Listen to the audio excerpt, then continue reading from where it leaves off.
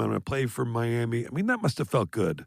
It felt unbelievable, and I still can't believe it. Every time someone turns around to me and says, "You have Messi in your team," you realize that, don't you? And it really Yeah. is surreal, to say that we have probably the greatest player to have ever played the game, the most successful player to ever play the game, and he's playing in Miami in the MLS. But Leo, his vision was always. He turned around to me many years ago. He said, "I love Miami. One day I want to live in Miami." And it stuck in my head.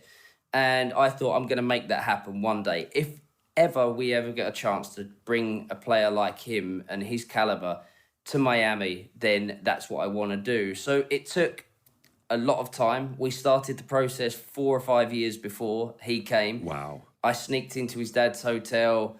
I said, "I want to sign your son.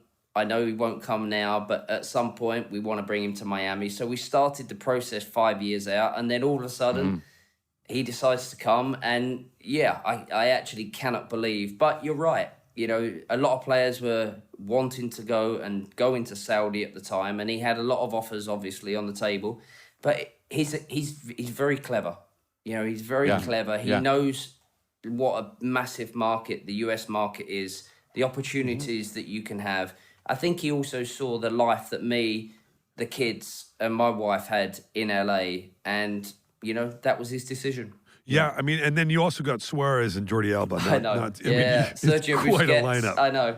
I do get a little bit of stick from my Madrid mates because we're building a Barcelona team at the moment. So at some point, we might have to bring some Madrid players in. But it's very exciting. Well, obviously, bringing these global superstars into American soccer is hugely important. It's something that you basically started, if I'm correct, and the sport has consequently been growing in the United States quite a lot since you then. started playing for the Galaxy, basically.